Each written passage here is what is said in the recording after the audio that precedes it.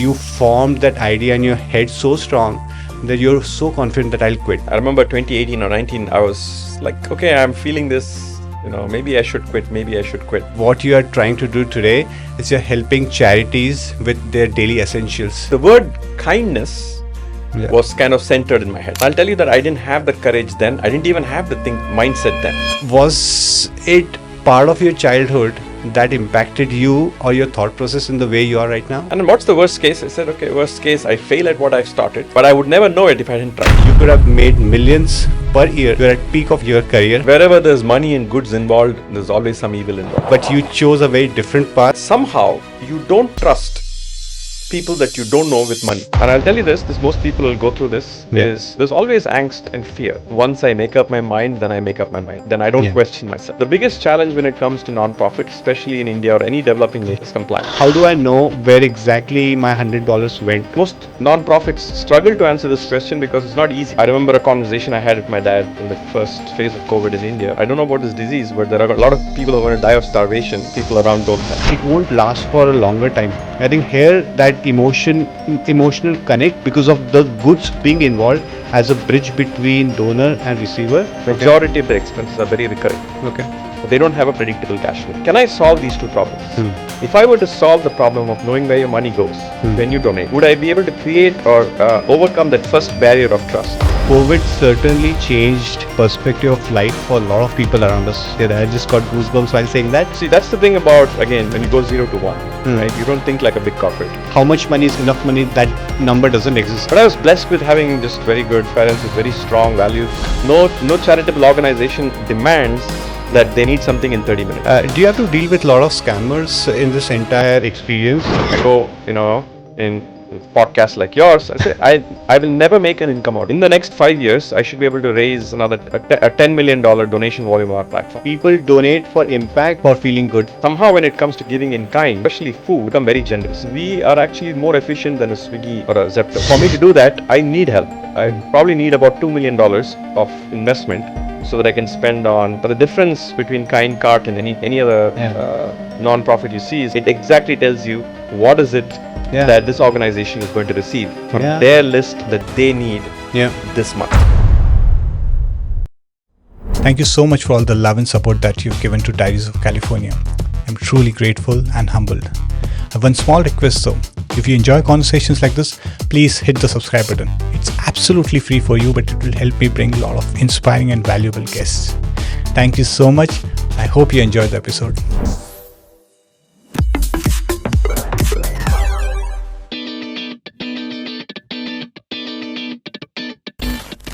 Thank you so much, Sriji, for joining me today at Diaries of California. It's so good to see you. Oh, good to see you too. You're VP of Data Enterprise and Platform at PayPal till 2022. 4 years back, you quit PayPal, quit your corporate career life to do something which is extremely transformational. Yeah, Abhishek, one of those things they say about midlife crisis, unless you actually see it and feel it, it's just a word, but, I can say, it is midlife crisis, but jokes apart, I did feel there was a point in my life I felt there could be something more meaningful I can do with the skills that I've acquired over the last 25 years. And use those same skills to actually create a more on-the-ground impact.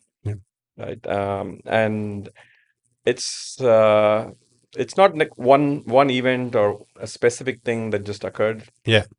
But it's a series of things that happen in your course of your life. And it just so happened, I can't think of one. But there was some inner calling inside which is saying, okay, how many more years would you want to be working in a corporate? Versus can you use the same skills to create a more meaningful and powerful impact in the society that you live in? Right. Yeah, so I absolutely can understand there would have been multiple such events, right? Being at peak of your career, like doing so good at what you were doing at that point in time, the industry was exploding, AI was coming, there was so many opportunities, right? Would you want to go over the sequence of events that change your mindset about like quitting corporate and starting something transformational? And by the way, like what you are trying to do today is you're helping charities with their daily essentials. So I'll say if you'd asked me this question maybe 8-9 years ago, I would have said, like, of course, I'd want to be a CTO or some executive role in a tech company here in the Bay Area and Silicon Valley. I think somewhere along the line, for me, it was, I would say, somewhere around 2018, 2019, where I started feeling a little bit more like searching for a purpose. Is that purpose an executive, a technology executive in the Silicon Valley, or something else? And that question was not just coming up once or twice in my own head, but more often than not. Okay.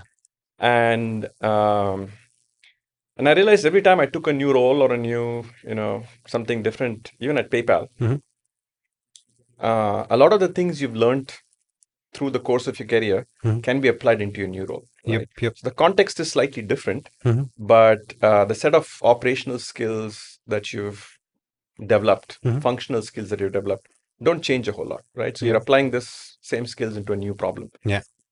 So it could be some of that too. It was a rinse and repeat. And I realized, okay, maybe at some point there could be something different. And most people actually think that way, in my opinion. But they put a timeline ahead in their head, which is, oh, maybe when I'm 55, maybe when I'm 60. It's very age driven. Yes. And I thought maybe there's an opportunity to break some of that, that traditional mindset. Why should it be at a certain age? Yeah. So that thought kept crossing my mind. I hadn't made a decision yet. And then, but I did speak to my wife, my family, my boss. Kind of knew this thing is running in my head. And then COVID happened. COVID was so impactful. It was globally. A lot of people either were directly or indirectly impacted. And I remember a conversation I had with my dad in the first phase of COVID in India. And this was April of 2020. And my dad, he was very worried about the people who live around his neighborhood. Okay. Obviously, nobody had heard about this disease. Nobody knew what is really going to be and how it's going to be the next day. Yeah. And but when he and I were talking, and he said he wants to help people around his neighborhood, feed them. He says, I don't know about this disease, but there are a lot of people who are going to die of starvation if people around don't help. Yeah. And a lot of people are pitching in, pouring in. But this is the first phase of COVID, which is pretty much no one knew exactly what's going to happen. Unknown, yeah. And we got some information from what's happening in China, but besides that, there was just nothing else. Nothing, yeah. And that was really the trajectory of my own, career change in the career. It was that event, that conversation, which led to a series of other events with my dad helping on the ground during COVID. Yeah. And that went on for several months. And then it spread beyond just people who were impacted through COVID, but grassroots organizations in India who needed help with essentials, daily essentials. Yeah. And that is when it was starting to form more crystally in my head.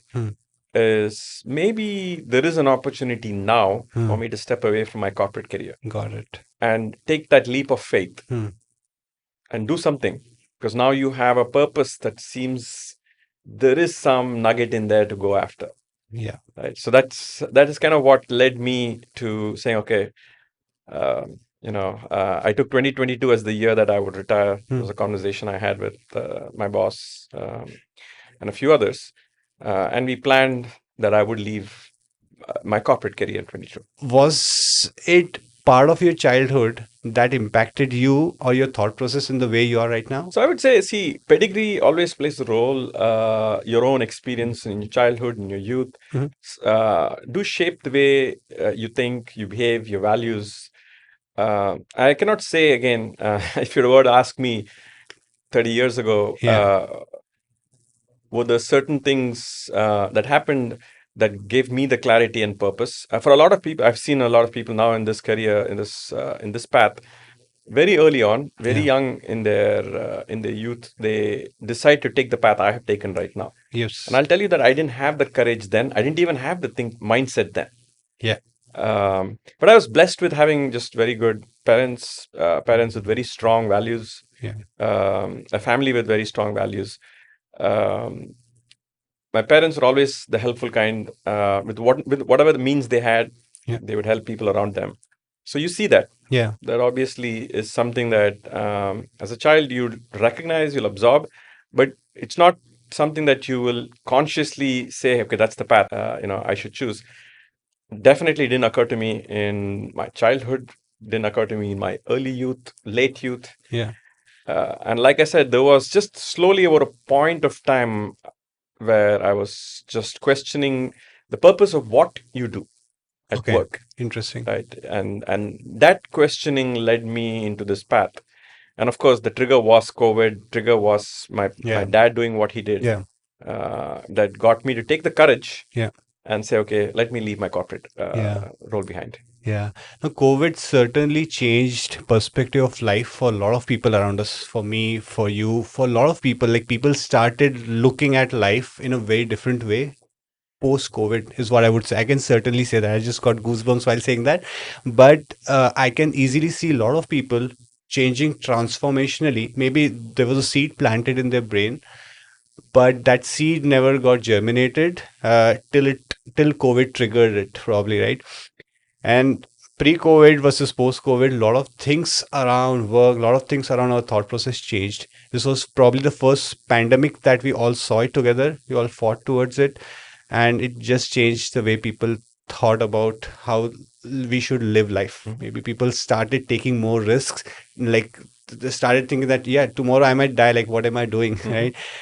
I just want to deep dive more into what was your process from the day you thought that I will quit corporate till you actually quit, right? Because one thought is like, I'll quit, right? But there's always N+5 syndrome. Like, I'll quit after 5 years. I'll go to India permanently after 5 years. That N+5 keeps on increasing, right?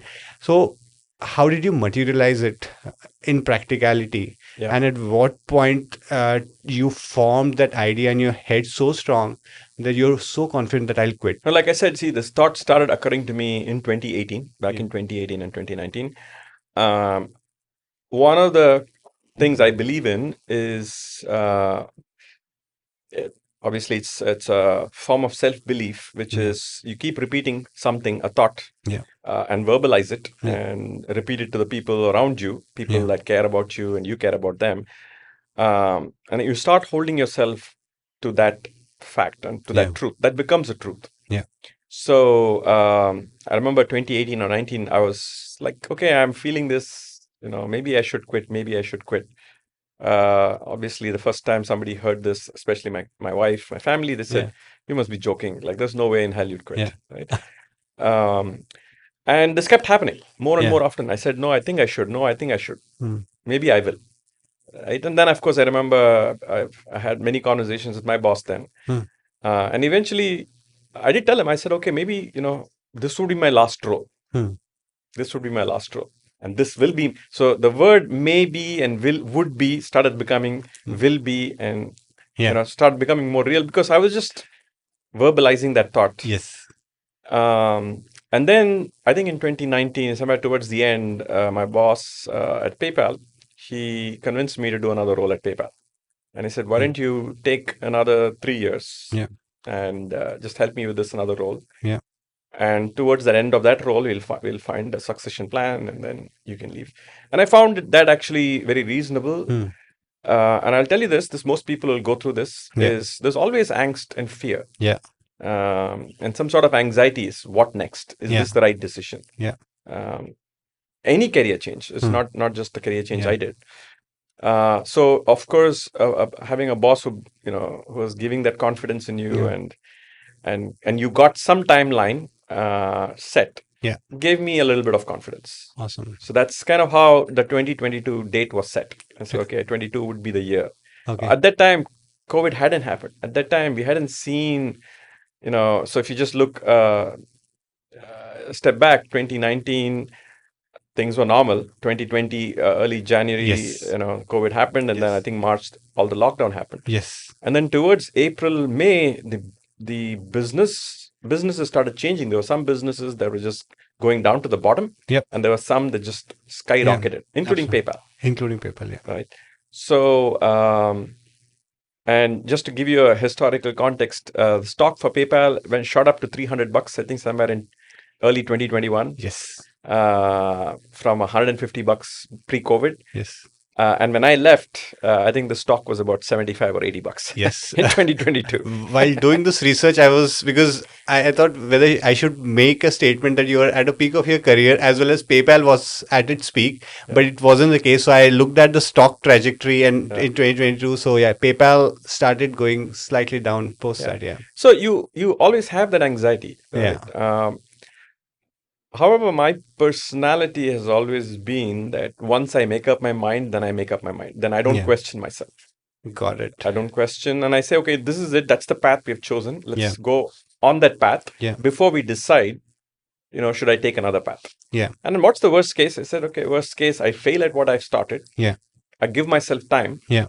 To see if I can succeed or fail. If I fail, I'll always come back. I felt I had enough skills to come back. And get myself another role. Yeah.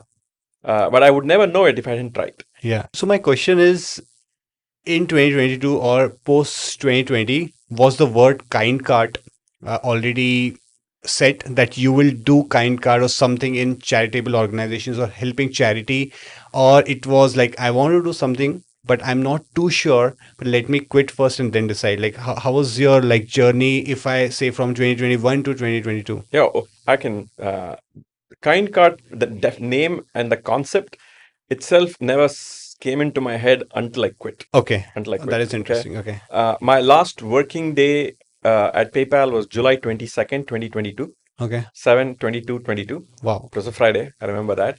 And my last employment date was October 1st of 2022. Okay. Interesting.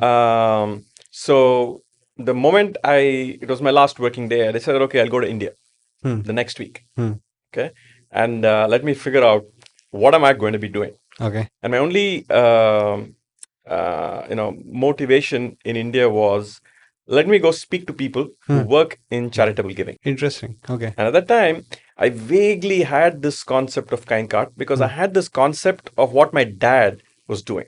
And I said, whatever he was doing, which is feeding people, I said, what if I built a platform where people funded, but instead of giving money, they gave goods to help.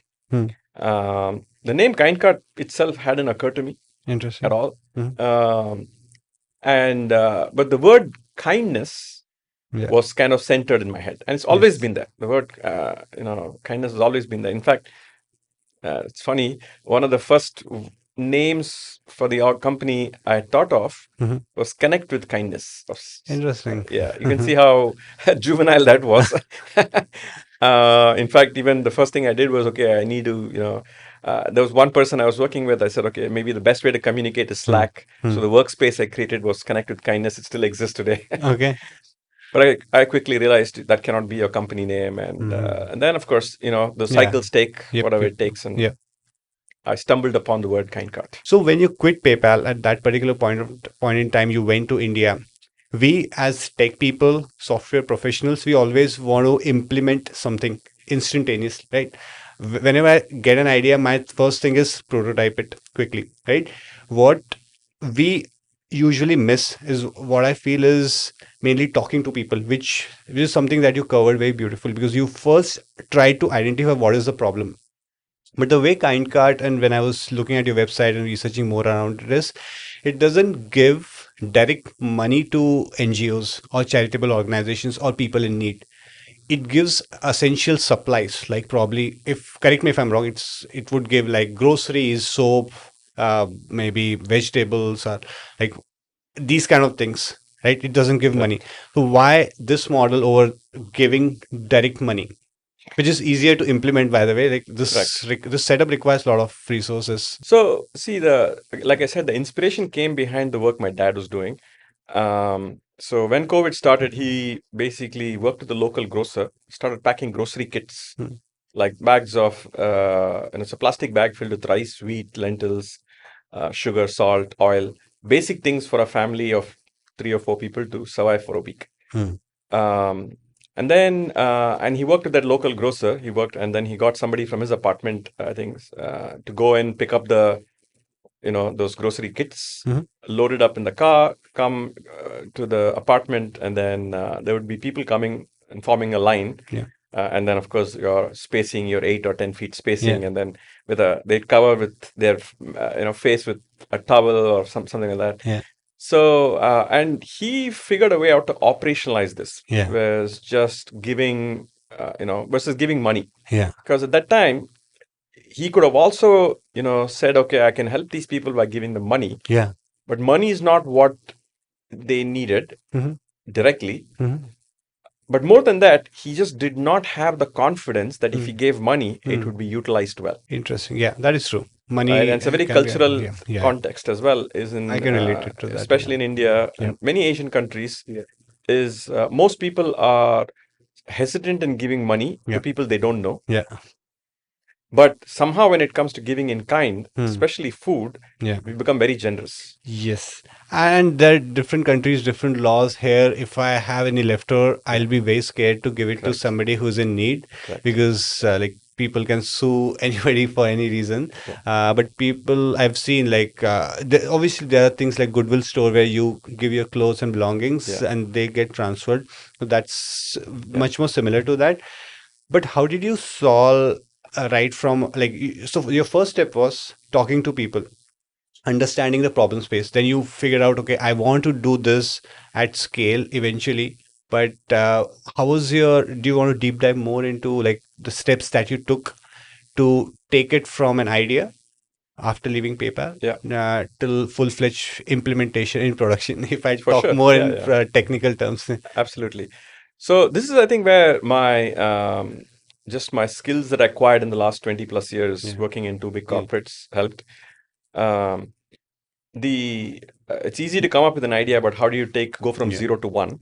And so the first thing you start with is an hypothesis. And my hypothesis that I started with was that there are small grassroots organizations.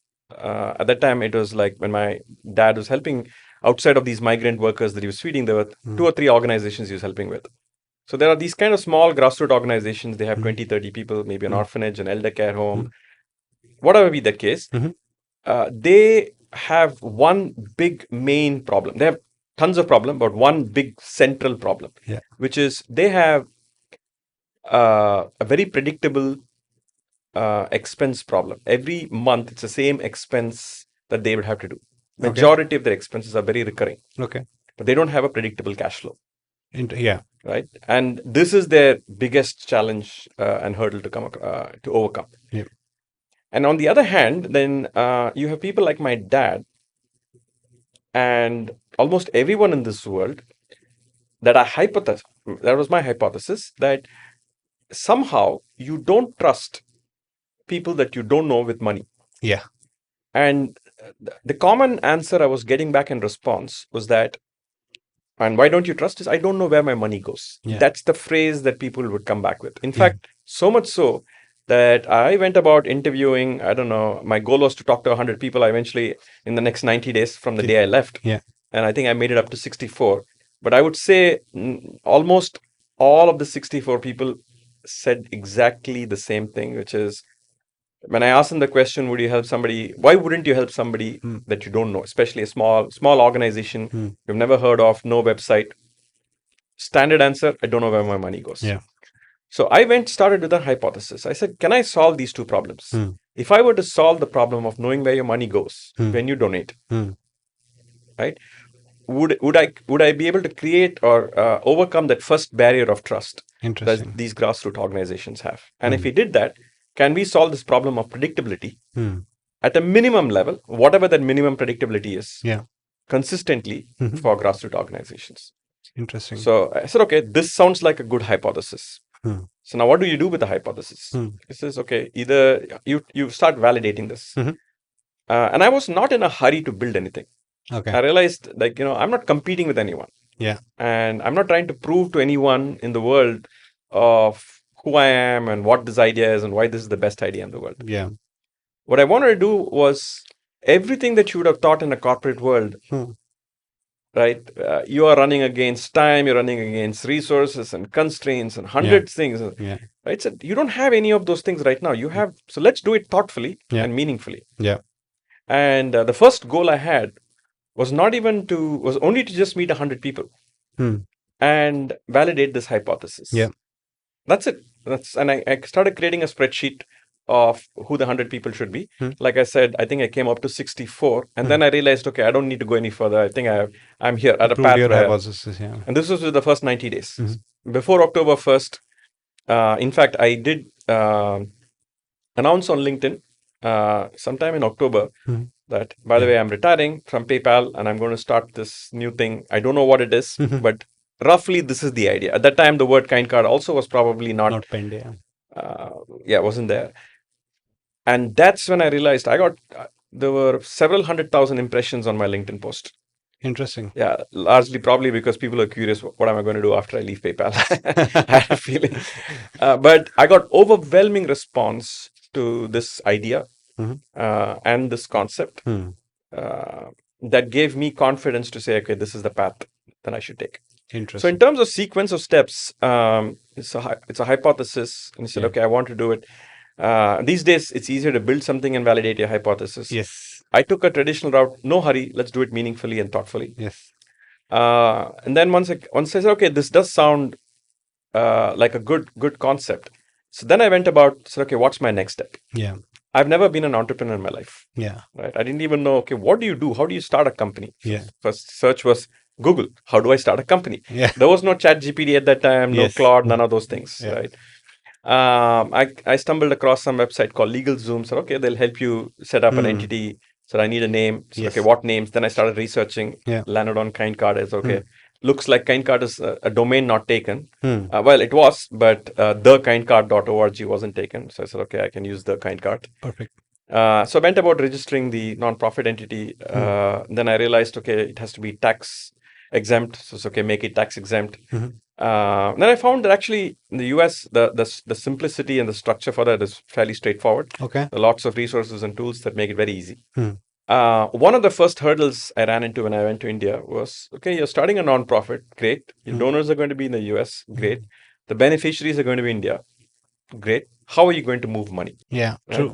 So the biggest challenge when it comes to non-profit, especially in India or any developing nations, is compliance. Yeah. It's money movement. Kind of thought that. Yeah. And every non-profit, so up to this point, I was only talking to people like myself. But then I said, okay, let me start talking to people who are in this field for a long time. And they understand what the common problems are. And I started getting more good feedback, more feedback relevant to this world that I'm going to be in. That led me to several more conversations, more introductions. Eventually led me to meet one of the founders of Big Basket and also somebody from Rotary, a fairly senior person in the Rotary organization. And eventually both those individuals agreed. They felt like the concept I had was good and agreed to help me. Okay. In terms of funding, in terms of solving this compliance problem and how the setup would work. Got it. Perfect. Which is, and we came up with some very creative way without violating any compliance to figure out how is it that we can help while actually also abiding by the Indian government's strict compliance laws. Because bringing money from foreign, especially from India's perspective, it's a very big deal. So compliance does play which is why you have to have very strict and clear articles of incorporation. And Rotary and us, we formed a grant agreement with very detailed clarity around what's the purpose of the grant. Right, and Rotary became our project coordinator on the ground and how to implement this on the ground. And what KindKart became was we started writing the software to manage this implementation. Yes. Right? So there were a couple of folks who saw my LinkedIn post, and then they reached out to me individually and said they'd love to volunteer with me. Interesting. And starting January, we started writing code. Jan of 2023. Yeah, manually typing code. This was there was no AI at that time, and then by June of 2023, we actually had a working, a product. That was a full-fledged commerce product. Yeah, where can onboard a charity. Charity can make its request in the form of what we call as a shopping list. So you can come discover an organization or a cause as a donor, and then read about that organization you're about to support. But instead of giving just money, you'll actually say, hey, if I want to give $50, these are the list of items your $50 will buy. Interesting. Or $100, or whatever that case be. It's a very interesting concept, yeah. Yes. But please carry on. And then okay, you donate the money, and then it becomes like any shopping ecosystem, or e-commerce model. Yeah. For that money, an order is created to purchase X number of items. Those items become order items, and then we follow the whole commerce model. So this is where I think my experience working at eBay also had given me some idea of how to take this forward. Is to, you would then have an order, you'd write an order management system, an order fulfillment system. And then what happens after your order is fulfilled? Okay, the feedback needs to go back to the people who helped. Yeah, interesting. Right? And then we used, of course, we used payment process like PayPal and Stripe to do the payment. So we built a commerce product around this. So if I summarize your product, let's say I want to donate some money to a charitable organization, right? I come across KindKart through Google, through LinkedIn, or any other means. I go there. So let's say I select an organization named A. It will be like I want to supply like groceries and obviously groceries would be detailed like rice, lentils, milk, and all these things. I can select the quantity and then I check out, and like it's basically I'm buying groceries for somebody else. Is that the model? Absolutely. It's that simple. So you come in as a donor, and the first thing you're given is a set of categories you'd like to help with. So it could be orphanages, could be elder care, animal shelters, poverty. Impaired. And once you select a category, we show the list of causes or list of campaigns that various organizations have put forward. Interesting. Right? And we have our own kind of search ranking algorithm. And you come across a particular campaign that you want to help, you read about it. And then it said, okay, I do want to help. So now all you have to do is either just say how much you want to help, and it automatically at that time tell you what is it that your money is going to buy at the time of your intent. Or you can pick and choose from the list yourself. It's your choice. Right? Good, and what we have observed most of the time is most people actually just enter an amount because that's what traditionally they do. But the difference between KindKart and any other non-profit you see is at the time of your donation or saying how much you want to donate, it exactly tells you what is it that this organization is going to receive from their list that they need this month. And I think like while you were explaining this and while even I was imagining while I was like narrating the story of how would a consumer or a like person who comes across KindKart would navigate through the entire experience, I think this will give a very good feel of like, for example, I'm giving a one like quintal of like or maybe 20 pounds of rice to somebody, right? I can imagine that rice getting to their doorsteps, them consuming it, them having it, and them nourishing it, right? Rather than like throwing in money, which is an easiest thing I think in the entire world, like just you donate and you're done with the job. I think here that emotional connect because of the goods being involved as a bridge between donor and receiver, that will create some chain of thoughts which will motivate more people to do things like that. Yes, that was my hypothesis as well, is that can we create a tangible emotional experience for the donor that brings them that satisfaction when they donate it. And it's usually, okay, I gave the money. Most people would like to know, so what? Then what happened? Exactly. And that what happened is what we can answer. And most nonprofits struggle to answer this question because it's not easy. Right? How can we exactly say what's the money used for and what impact it created? What we can say is after a year since we've operated, we can say what all impact this organization created. But we can't be specific about your help. And that was the problem hypothesis I was going after. Is can I be specific? Because my hypothesis is if I am specific, then the chance of you coming back and doing a repeat or a recurring donation is higher. Like you answered the question, how did you build it? Like how's the legal and compliance process and everything around it? How do you manage the people on ground? Right now from US, you have tech. You have enabled the tech to do this. People are coming. If you have good SEO, you have good socializing and everything, people will organically come or through ads or paid promotions or whatever. People will come, donate the money. where does that money go? In which particular account? Maybe KindKart India account it goes, and then how do you enable people on ground? Do you have anybody in India who's managing this entire infrastructure around moving people? Yeah. So see, that's the thing about, again, when you go 0 to 1, right? You don't think like a big corporate. Yeah. Okay. You're thinking, what do I need? Okay, there's one organization. There's going to be one donor. And the donor is going to donate $100. 10 items have to be bought. I don't care from where, you have to buy it, and it has to be delivered. That's it. Okay, so we've written the software right now. What do we need on the ground? So we need to, so the person who was helping my dad with the grocery kit, that same person, I approached him and I said, hey, would you be able to help? And what we have done is we'll make it easier for you. We've written some software that you can use, and I'll give you my laptop, and you can come down to my apartment in Bangalore, connect to my Wi-Fi, and just use my laptop. Okay. Just spend a few hours, and I'll walk you through. If you can use WhatsApp and Swiggy, you'll be able to use our app. Okay. And just, and all I need from you is just your help in whatever you were doing before. For my dad, you'll have to just do this with us. Okay. So we went very specific. Said, okay, let's onboard the same 3 organizations my dad was helping. Okay. It's just that now I am not giving the money. Somebody else is giving the money. Yes. Okay.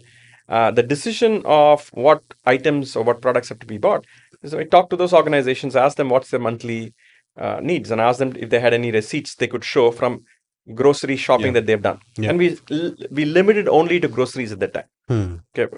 Right now we do way beyond. We can purchase or pay for anything in India, because in India the digital payment ecosystem is extremely advanced. But at the time I said, okay, we'll do only groceries, and even in groceries we'll only do just these 25 or 30 items. Got it. So we had a limited catalog, just limited set of, we knew exactly what location, and we said for these locations we'll purchase it from a local vendor. I didn't optimize it for margins, I didn't optimize it for anything else. I said from a local vendor, take it, purchase, and this guy who my dad was helping, he will go purchase, he will do the delivery, he will take the picture, he will send it back. And he sends the picture, like, so donors also get the picture? Yeah, just puts it in the system, in the software, and we know now who's paid for what through the software, and automatically that picture goes to the same donors who contributed to that specific delivery. Yes, that happened. So this, you started with limited number of charitable organizations or organizations in need of help, and now you're gradually scaling it, right? I have a question. Like, there are a lot of apps like Swiggy, Zomato, Blinkit, Zepto. Do they provide any API-based integrations where, like, it fires an API and, like, anybody from Zepto or something would deliver these kind of things to these organizations, right? So if it integrates with your organization, it will just seamlessly work without need of managing people on ground. So the beauty of our solution is that we are actually more efficient than a Swiggy or a Zepto. And the reason is the use cases are very different. Swiggy's use case is something has to be delivered within 30 minutes. Blinkit, I think, is 8 minutes, right? So they have their entire business model is based on, or the value prop is based on convenience, and convenience is time to delivery. That's not our value prop, right? No charitable organization demands that they need something in 30 minutes. That they need something in an hour. That they need something in a day. They need something in a week. They're actually even okay to wait a couple of weeks. Because a lot of things are being bought in bulk. So what we did was creatively actually use the concept pioneered by eBay back in the days. That's called dropshipping. And just to give you an idea of scale, when we launched in August of 2023, there was the 3 organizations that my dad was helping.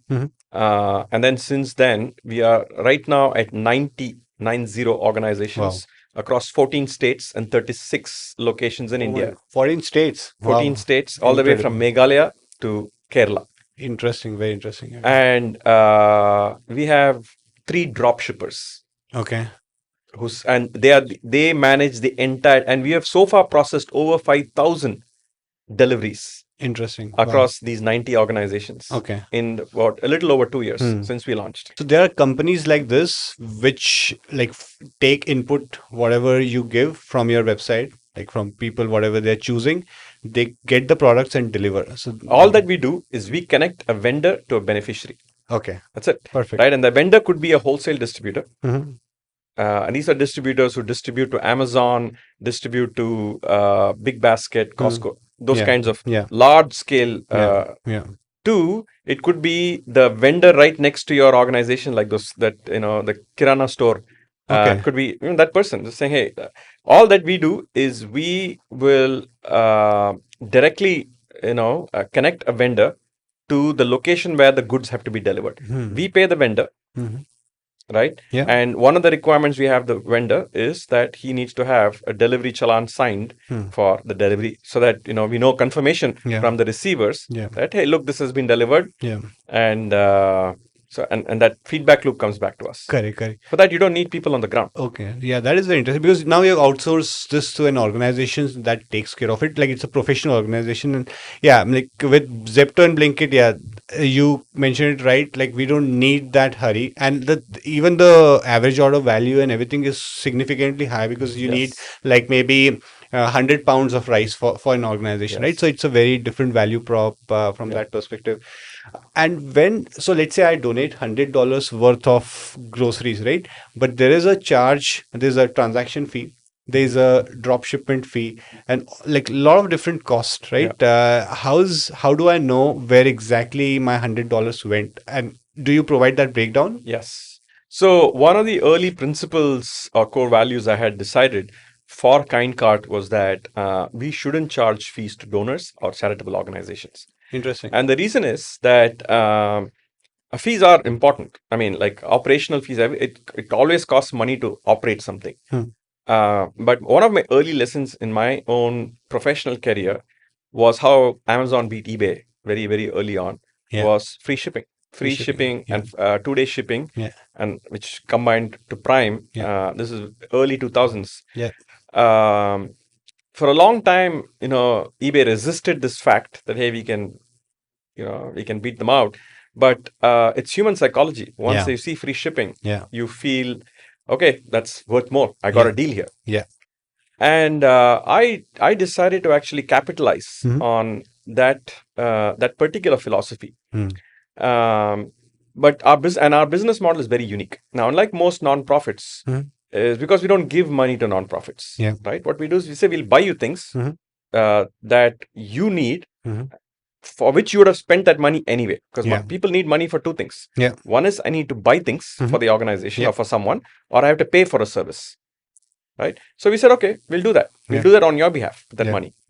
Now, the uniqueness of our business model is that we charge donors retail price. So imagine this: you donated $100. I would, one of which is a 25-pound bag of rice or kilogram bag of rice. On Amazon.in, it costs 2,099 rupees. So, okay. Now we will go find wholesale distributors where it's going to be cheaper than 2,099. That's how Amazon works. That's how eBay works, and Flip, all these guys.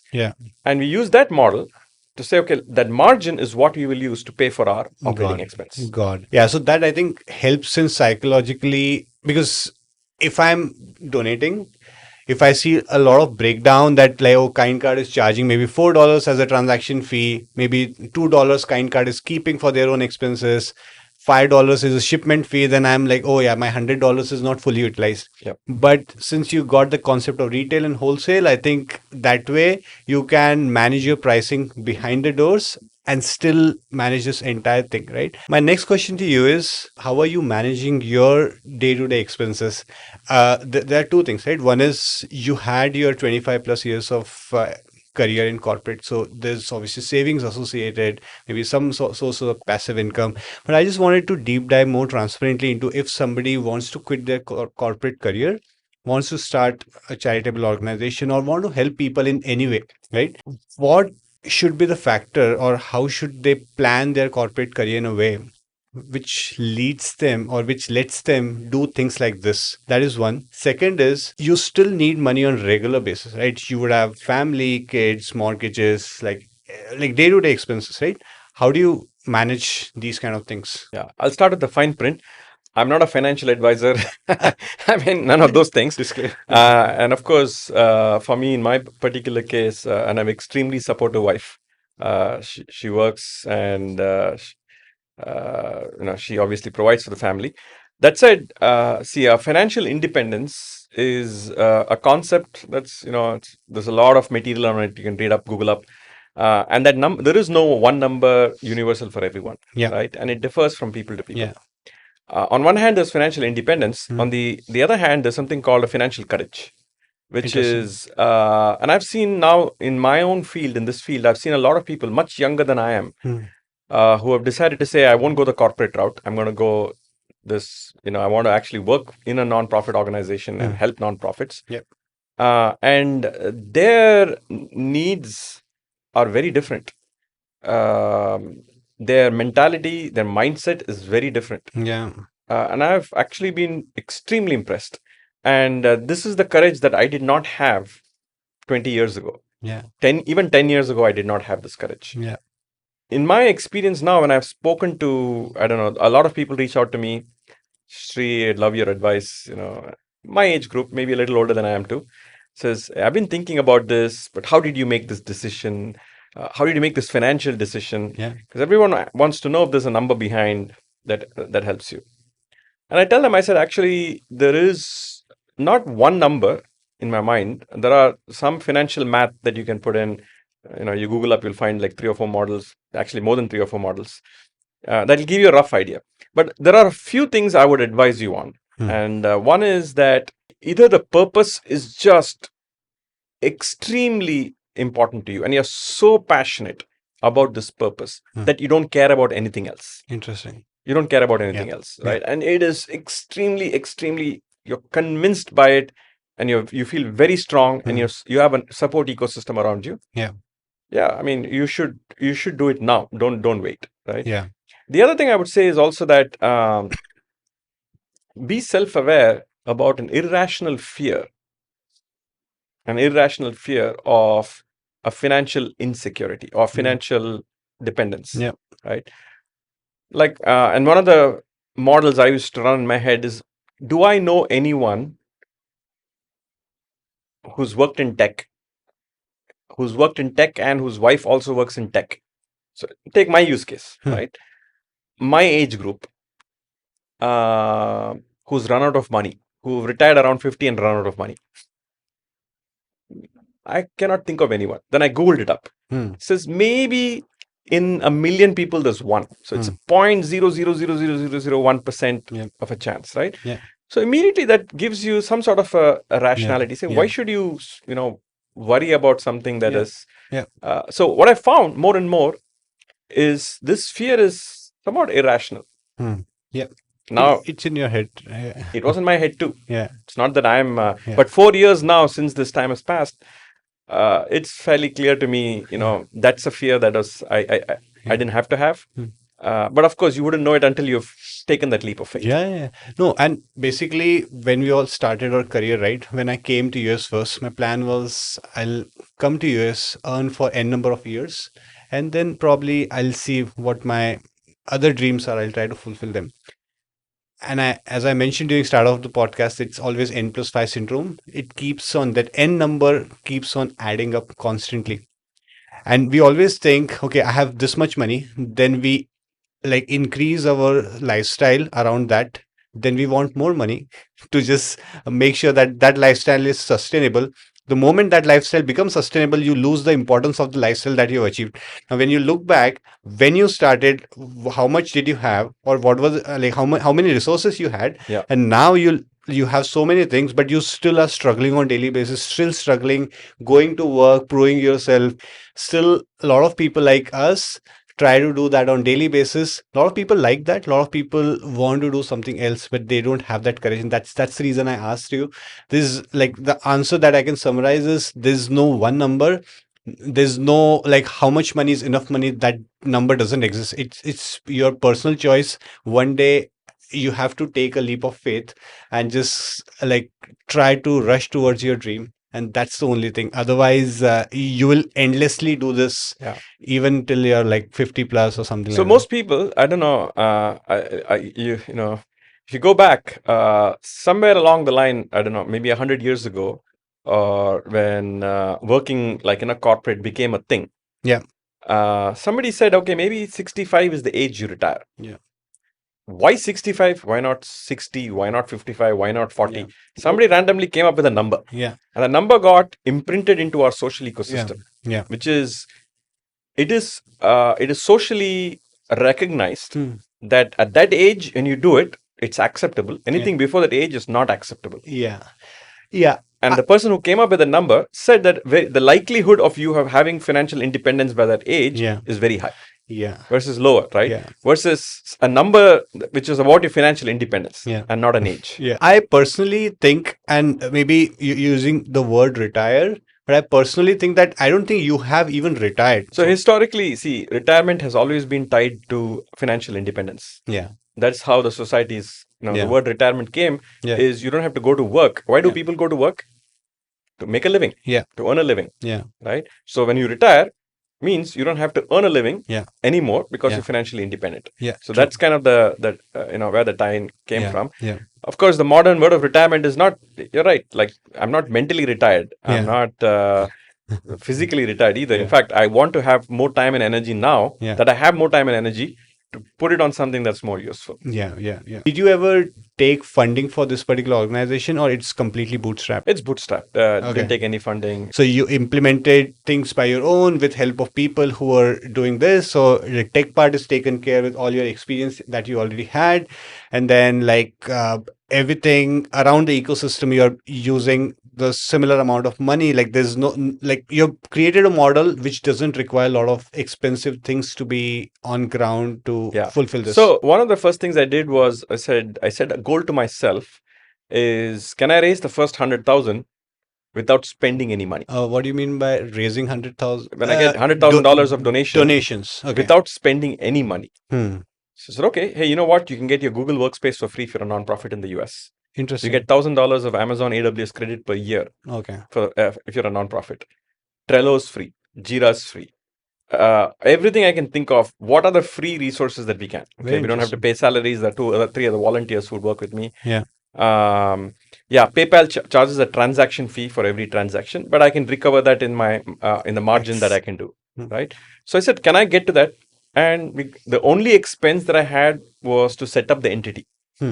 Right, like you have to pay some government fees to actually create that entity, which is very, very marginal. And what is that entity? Is it a LLC or it's a, like for a non-profit, it's a different kind of entity? Yeah, so when you go through something like, I think it's a C Corp. That's what I have set up. It's a 501c3. C Corp. And a C Corp that is registered in California. So C Corp lets you take the funding as well and donations and other things. So I'm a public foundation. So I had to register as a public foundation, which means that I rely on public funding this foundation. And I cannot put more than 10% of my own money into this. Is the goal of this organization also, because every organization needs money eventually, right? Right now, maybe you are probably going towards a scale where you start needing money for marketing, because your goal is to do this as much as you can. Every organization needs money.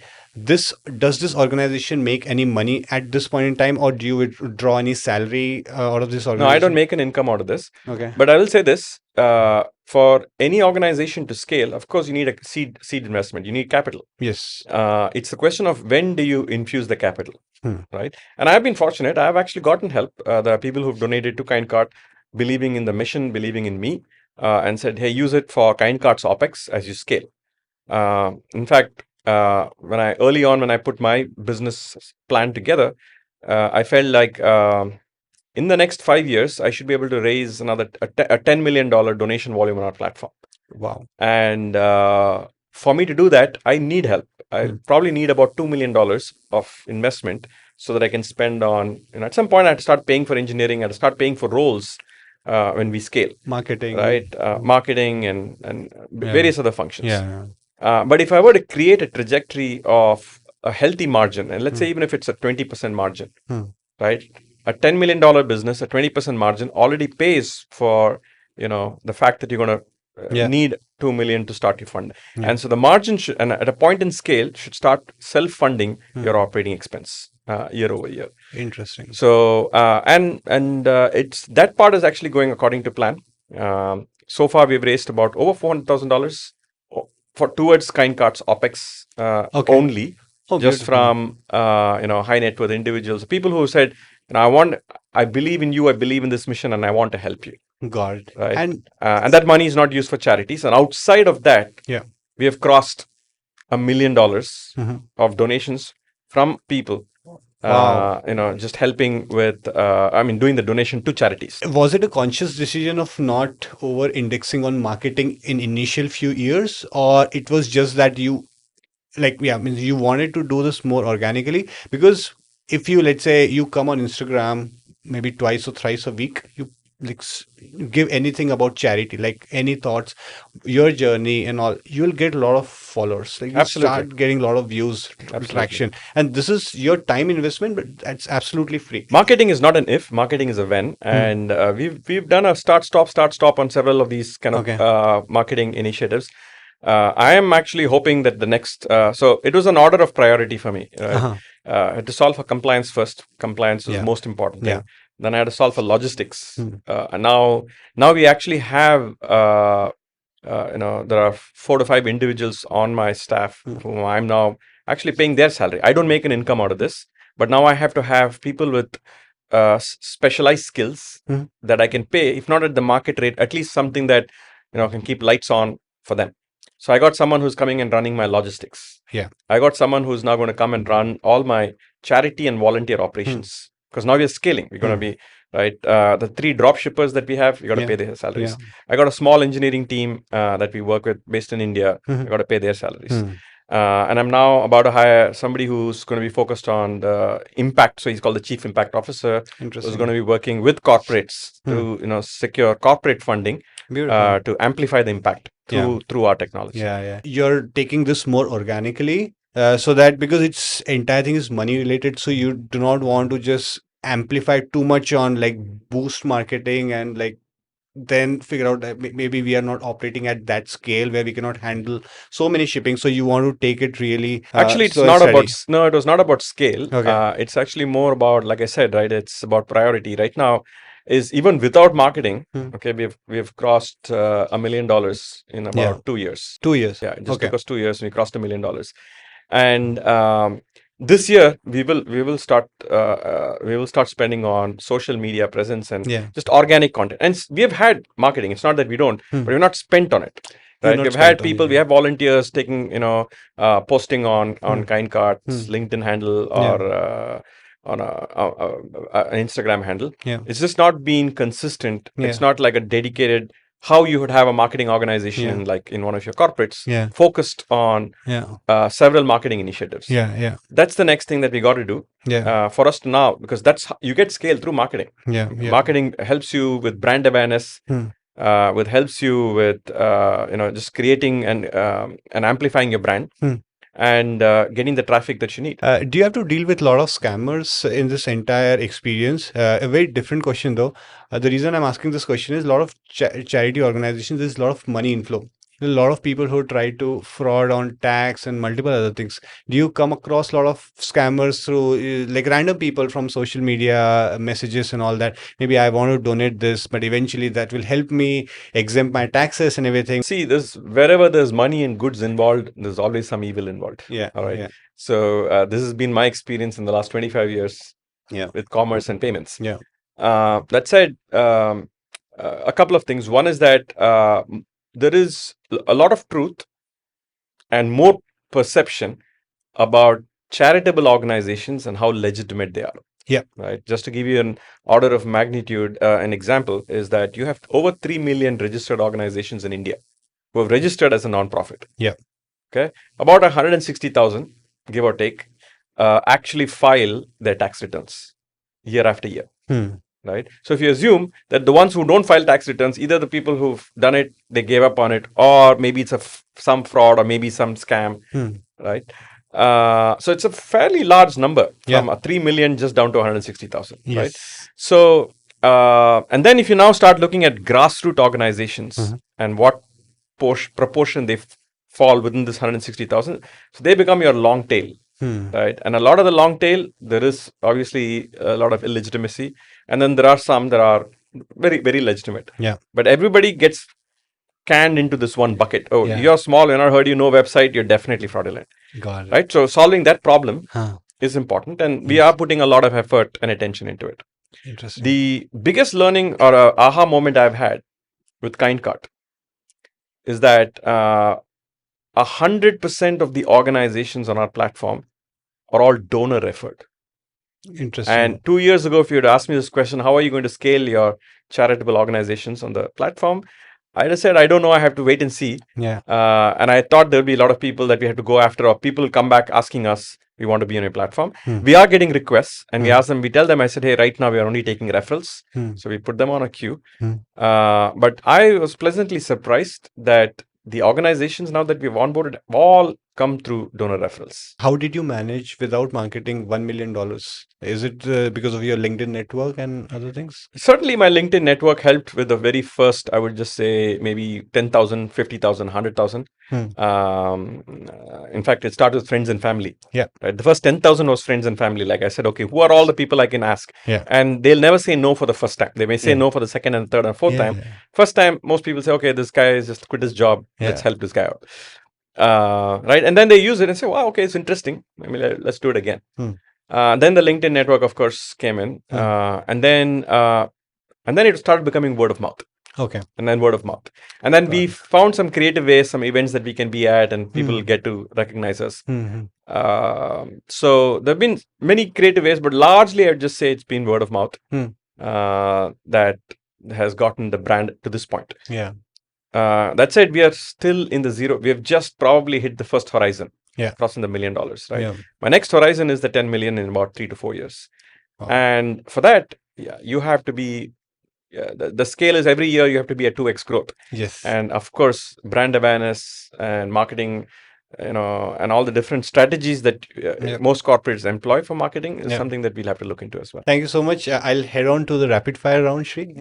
Corporate success or meaningful impact? Meaningful impact. Salary or satisfaction? Salary first, then satisfaction. Cover your grounds first and then try to when go you're and- young, I would say, of course, you have to have money to, Yeah. just make a living, and then, yes. Stability or purpose? Purpose. People donate for impact or for feeling good? First, they want to feel good. Then it's for impact. And I'll just elaborate on that. Is the act of giving by itself is a very selfish act. Yeah. Right. You feel happy that you're helping. Yeah. And then, of course, you feel good that somebody is getting that help. Yeah. Right. Yeah. But if you take that feeling away, Yeah. it's definitely not going to attract as many as donations that come in. Yeah. But that said, it's a good, healthy selfishness to have. Yes, absolutely. NGOs are inefficient. Do you agree or disagree? Very inefficient. Yeah. And they are very scattered too, right? Like, it's not easy to find, like, even if for you to onboard a lot of these NGOs on your platform, it should have been a very challenging task, right? Like, because first of all, you need to go verify. Do you also go and verify things? Yes, we do. We have a list of things that we look into. Yeah. And like we are right now looking at organizations that have actually filed and they have audited tax returns. Yeah. And see what are their needs and who's been helping them and how much help they really need. Got it. Based on the people that there are in the organization and what they do. So we do all of that. Big corporations do enough for society, yes or no?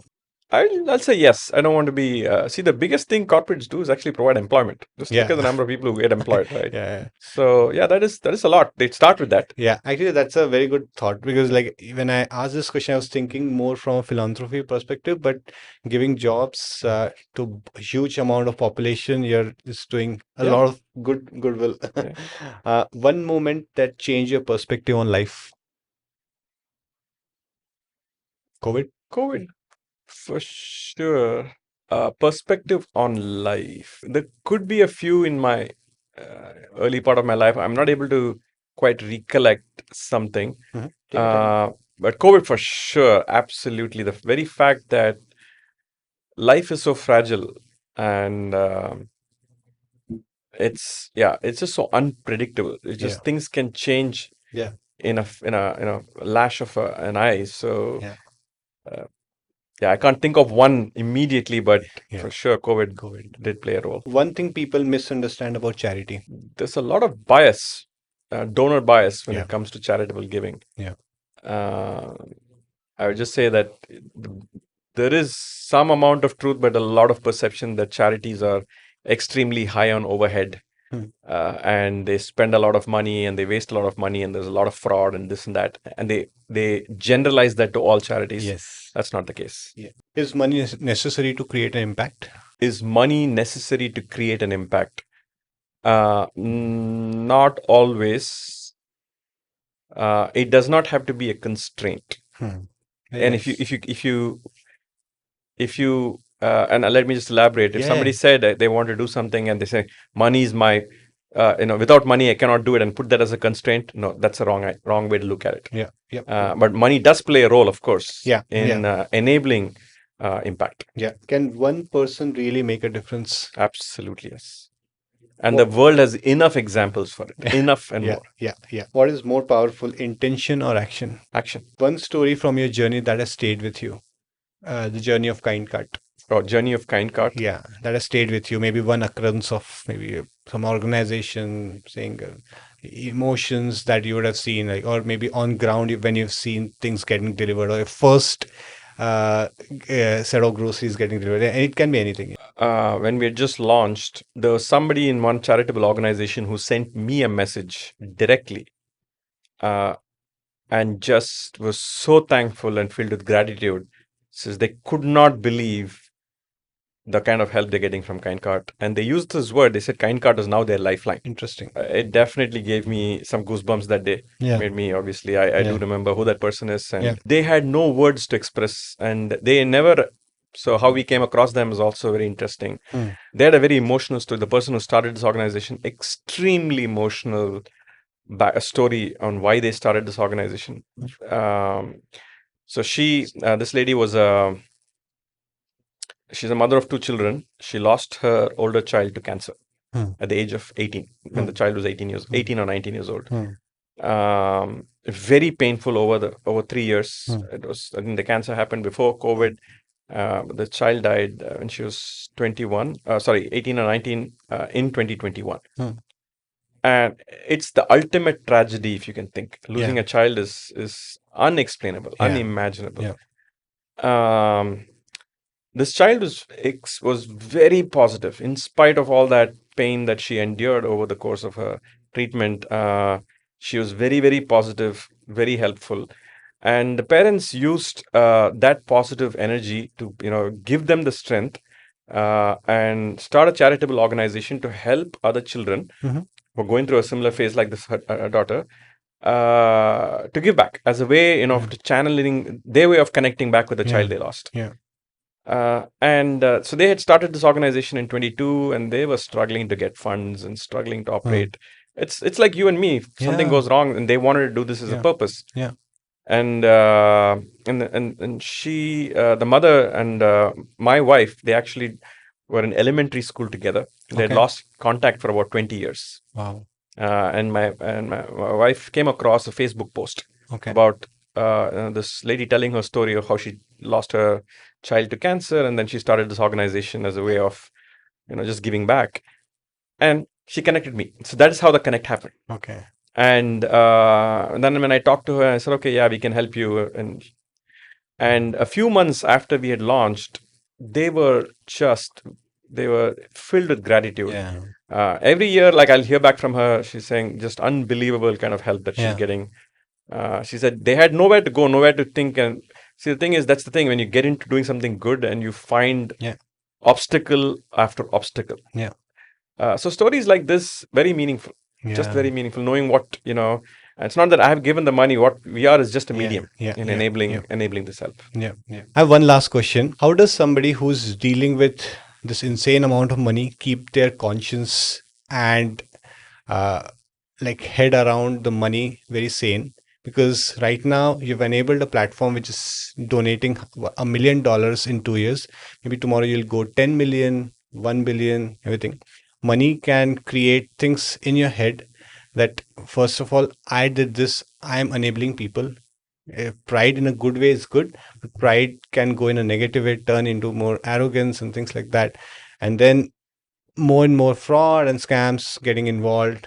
So how would you advise somebody who's entering the space? I'd say start with a very clear purpose, and you should have the clarity in purpose in your head. And you should have 200% conviction of that purpose. right? You're not doing something as an experiment. Yeah. That's how things start. Yeah. But then you're doing it because you believe in a purpose. Yeah. Constantly remind yourself of that purpose. Yeah. Just constantly remind yourself. Yeah. The other thing is, like I said, for me, this was never about a way of making an income for myself. Yeah. And I was very clear from the beginning. Yeah. So that level of clarity has to be there. Yeah. And it does not mean everybody who gets into this space should not make an income. Yeah. That's not what I'm saying. Yeah. Right. But have that clarity. And what I do now is I repeat this often. Yeah. I go, in podcasts like yours, I say, I will never make an income out of this. Yeah. Now, I'm saying it out loud. It's there publicly on this, right? That said, we are entering we are operating in an ecosystem where we make margins go back. I have, go back to spending on KindKart's expenses. Yeah. We are also writing software, enterprise software that we can give to other non-profits, in addition to the, daily essentials. So they can use our technology and make their operational process more efficient. Beautiful. Right? And we charge them a very, marginal licensing fee. So this is a for-profit business, but that does not mean I need to make the income. Yeah. Right? Income coming out of those revenue sources can go back into funding the original purpose of this organization. You've got to, deeply reflect on your purpose time and over again. Yeah. And just ensure that, these and see, for me, I'll give you a common distraction for me.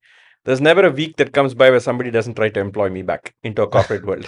That is my distraction. That's good too, but good to have distraction probably. Yeah, it's but that definitely satisfies my ego, knowing that there's somebody who loves me, cares, and wants me to come in and join and help them. Yeah. Or thinks I'm valuable in a corporate world. Beautiful. But I'm very clear that that will not be a distraction I have to go back to. Yeah. Unless, of course, the world falls apart and I have to. Yeah. I become financially independent again. Dependent again. Yeah. But that's a very good point for somebody who wants to quit corporate to do whatever they want, right? That if you have made enough network, if you have good experience and a significant amount of journey, then you'll still be valuable. There's always a possibility of going back, but that shouldn't distract you from what you're doing. Yeah. Cool.